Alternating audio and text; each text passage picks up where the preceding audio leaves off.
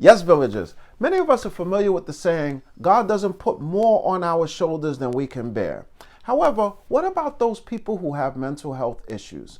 Well, we're going to be talking about 4 questions that you need to know in order for you to be able to tell whether yourself or someone else may benefit from seeing a mental health professional.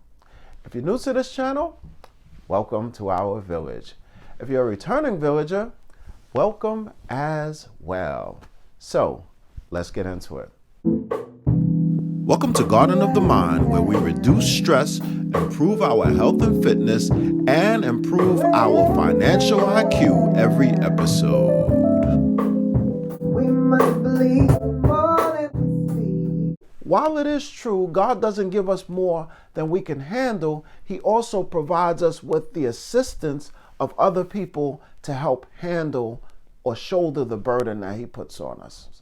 These mental health professionals, their hearts are warm to provide God's blessings. Most people think that they have their problems under control, and most of the times they're right. However, sometimes life deals us a blow or throws a certain combination at us that kind of knocks us off kilter. It's in those times that we need to seek assistance from someone else. If we had to carry 100 pounds from point A to point B, there's going to be some of us who are able to carry the 100 pounds by themselves without any assistance. However, there'll be some other people who might enlist assistance in doing so. Whether you can carry 100 pounds by yourself or not, should you? It's best to get assistance if assistance is available. There's no reason for us to deal with most of the problems that we have on our own. There's another saying, a problem shared is a problem cut in half. Question 1, what is mental health? Mental health to me is your everyday ability to deal and to cope with life's problems on a regular basis. So if you can deal with life's problems without any adverse consequences, then I would say that you have pretty good mental health.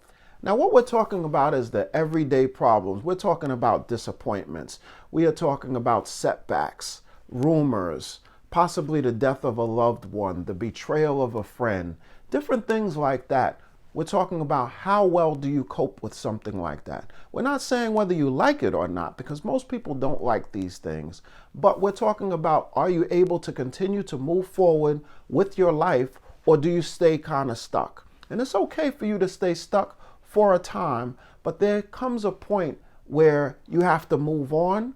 And if you find difficulty in doing so, that's when we say that there might be a little bit of concern. Next, we have trauma. Now, I like Oprah Winfrey's definition of trauma. Oprah Winfrey said that once you experience trauma, you can't go back to seeing the world the way you saw it before the trauma took place. Now, some of those traumas can be the death of a loved one, having a fire in your home, losing a job, domestic violence, emotional abuse, physical abuse. All of these things, once they happen, it's very hard for you to continue to see the world the way you saw it before the trauma took place. Now, with each of these problems, each person experiences it differently. You can't tell someone how to feel their trauma or their problems. So oftentimes people say, well, I seen A go through the very same thing as B, so why is B taking longer to get over it than A? We cannot compare pains. Each person's pain is their own, and each person experiences them on a certain level. Person A might experience the death of a friend or loved one. Person B also experiences the death of a friend or loved one. Person A is able to move forward and does not appear to be as affected. Person B, this is absolutely traumatic for them. Now, person B is completely devastated by this situation. Person B experiences this as trauma, meaning they can't see how life is ever going to be the same as a result of this person passing away. Now, we can't come to person B and say they should handle it like person A, because each person's feelings are their own and they have a right to feel things the way that they feel them. Question 2, How do I know if I should seek therapy? One of the biggest tells towards that is how bad has it affected your life? Is it affecting your sleep? Is it affecting your thoughts? Are you having issues at work as a result of it? Depending on how bad your day-to-day functioning has been affected, that's usually a pretty good indication of whether you should seek assistance from a professional or not. Once one experiences trauma, it takes some time for the body and the brain to figure out exactly what took place and then be able to move on from it. Some people can move on from it. Other people, it has long-lasting effects within their life. Now, there is the DSM-5, and the DSM-5 is a book, and it has all of the different diagnoses in there. However, if you were to just pick this book up and you were to read it, you would find characteristics of every single person that you know, including yourself in there. What distinguishes whether something is a problem or not in the DSM-5 is the frequency and the intensity. So if you experience problem sleeping 5 days out of 7 throughout the week, then that's a pretty good indication that that's a problem. Now, the intensity is how bad does that happen? If you can't sleep for, let's say, 3 hours, that would be pretty intense. Question 3, why is normal a bad word? To me, normal is a bad word because it implies that there is a certain way that you are supposed to react to a particular incident. I like to reframe things from normal and say whether something is helpful or not helpful. So in terms of not being able to sleep, is that something that's helpful to you or not helpful? I think that there's a slight difference in terms of saying whether this is normal or abnormal. Now, with normalcy, sometimes we do have to invoke normalcy if we are finding that someone is staying in a problem far longer than most people who've had something similar happen to them. Question 4, is there a problem with diagnoses? I think that there are pluses and minuses in everything. Diagnoses, they were a shortcut for hospitals to get payment from an insurance company. What has happened is so many of us have joked about certain different diagnoses where now people start to ascribe these diagnoses to people to the point where once a diagnosis is provided to people, sometimes people have difficulty divorcing the diagnosis from the person. Example, ADHD.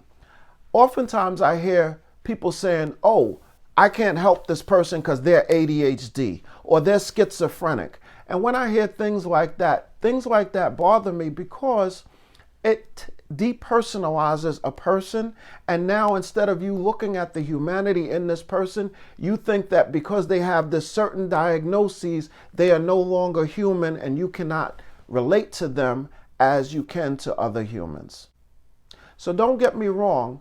Diagnoses can be very helpful in terms of identifying a certain behavior, but it can be counterproductive when we start to look at a person from the perspective of their diagnoses and not exactly what it is that they can do. So it's not the IQ of a person, it's the I will. We still have to see humanity despite the fact that this person has this particular condition. Now, I hope those 4 questions were very helpful to you. If we have a broken leg, most people wouldn't have a problem going to a doctor to help their broken leg, their stomach ache, or some other ailment inside their body. But when it comes to mental health, most people do not want to go to a doctor to hear that something is wrong with them. I would say that it doesn't mean that something is wrong with you. It just means that you just need some help during this particular situation. There comes a point where everyone goes through something and has difficulty going through that. If we don't get the assistance that we need, that situation can manifest into other things that we're not even clear on. If you like this video, please give it the thumbs up. If you like this channel, please subscribe. If you want to know when I post, which is Wednesday, but not last Wednesday, sorry about that, please click on that notification bell so when you click it, you get that ding on your phone and you know a new video is waiting for you.